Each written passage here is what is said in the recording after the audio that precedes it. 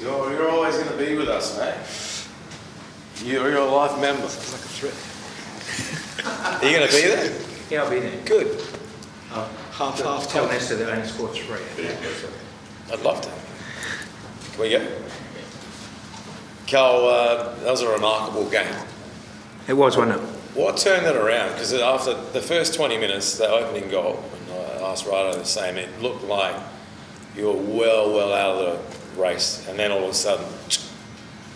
Yeah, look, they're a very good side. As you said, I think it was a great game, very open game. Both teams had, a lot of attacks, and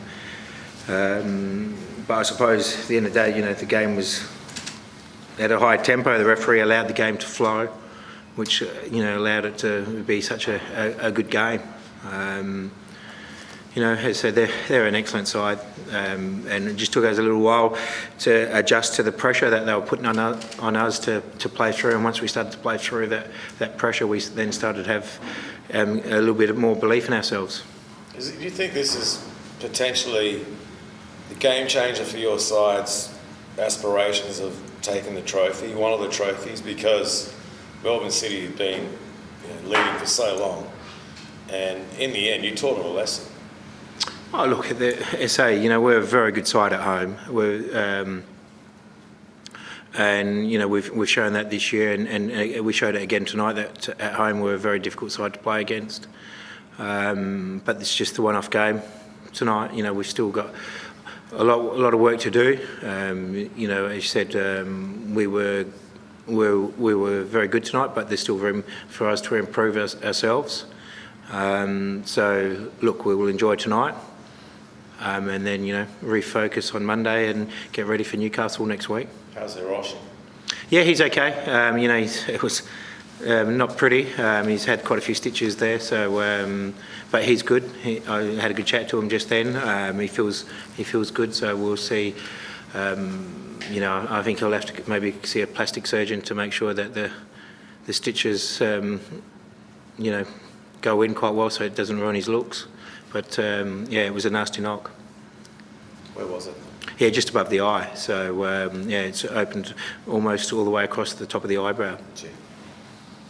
Carl, interested to hear your message at halftime. Obviously, it was a dominant opening, sort of 20-30 minutes from Melbourne, and then you did work your way back in, and that goal in stoppage time. What was the message then at halftime? At halftime, yeah, look, we were sort of falling into their trap a little bit, and it was important that the players understood that we needed to break that first line of press, and once we broke that first line of press, we were virtually against their back four, and we just needed to make sure we stretched them so that it gave us that space there, and the boys started to do that, and we had a lot of success with that in the second half.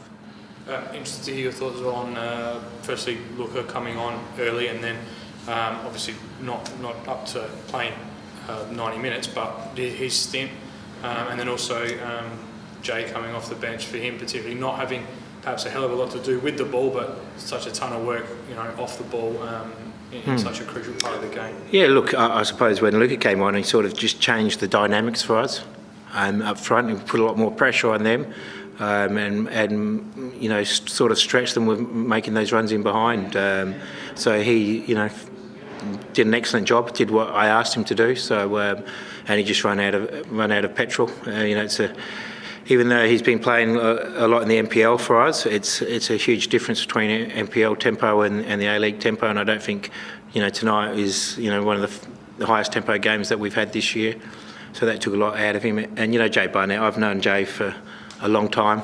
I know his qualities, and I'm really looking forward to working with him for the next 2 years. And Louis as well, goal and assist. It's just, again, it's such an important game for him to step up, and he really did. Yeah, look, Louis is a young player, but he's got a lot of experience. And tonight he was excellent. He used a lot of energy tonight, and that's the only reason he came off, because we needed to keep that high tempo in the middle of the park. And that's why we brought Jay and Ethan in there to keep that tempo up and to keep putting them under pressure. Carl, I asked Ryder about this too. So most sides probably don't look forward to playing Melbourne City, but Your Adelaide United side last season only loses one game and it's after extra time. This season, the draw and the win, probably should have won the first one too. Why do you feel your side, I guess, fares much better than the average of the league against a team like Melbourne City? Yeah, I suppose, we stick to our principles when we will attack them. And I suppose a lot of teams that play, sort of sit quite deep against them and don't want to, give away too much. But once you sit deep against the quality that they've got, they will punish you. So it's a bit of a risk to play that open and attacking game. But, I backed the boys and told them to go out and enjoy it and have a go. And do you feel kind of like you're trying to fight fire with fire and beat them at their own game? Yeah, look, as I say, when we're at home, our supporters get right behind us, and that just gives a lot more energy to our players. And you saw that again tonight. The support that we had was fantastic, and the fans, really drove the players home, and especially in that second half, that 20-25 minutes, it was, excellent to watch, and the boys' energy was just feeding off our supporters. And your time in charge has been characterised, I guess, by streaks. You have a very good streak where you look untouchable, then a tough month where you can't, I guess, buy a win. Do you feel now 8 games, undefeated streak, do you feel like you come in every week knowing what you're going to get from your players, knowing what to expect? Yeah, look, it's just where we are as a club. You look at our bench tonight.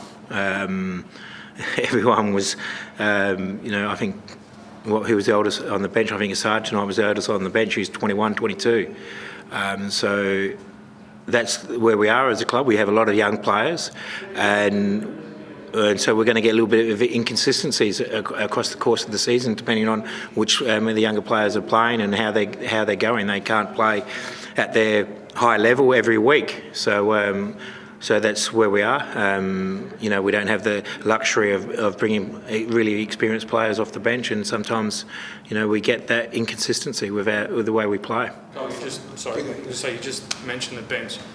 Do you think this win could be underestimated in the sense, talking about your bench and looking at Melbourne City's bench, Galloway, Jamison, Thorum, Barringer, they can bring these players on and you're having to rely on sub-21-year-olds? Like, you can't really underestimate that. 3 points and how important that is tonight. It's very important for us as a club, and it gives, as you said, it gives the players belief, and it's great exposure for our younger players as well to see the level that they need to be at, because that game tonight was a high level, and it's a great experience for the younger players to watch it and the ones that actually got on and played. Cal, just in world football, we're seeing something quite different with the way substitutes are being used, the 5 subs and all that sort of stuff. Do you think Nestory is going to be one of those players? And we've seen this like at World Cup level, Premier League level, Serie A, Spain, where they just come off the bench. They don't never start a game, come off the bench, do the business and do it again next week. Is this the type of player he might sort of become? No, I think he'll become a 90-minute player. He's developing, as I said. When we do some of our testing, he is the best physical in some of our work. So he's just 17. It takes years to build up the work that you need to play at this level, and just not the physical aspects. It's the tactical aspects as well. And he's starting to understand that as well. His role in playing in those positions. So. Yeah, look, I believe Nesta is, I know I've said this many a times, I think he is, the top is easily attainable for him if he keeps working and keeps his head switched on and, has good people around him and give him good advice, and he listens to the right people. He'll go all the way to the top. See you Sunday, mate. See you Sunday.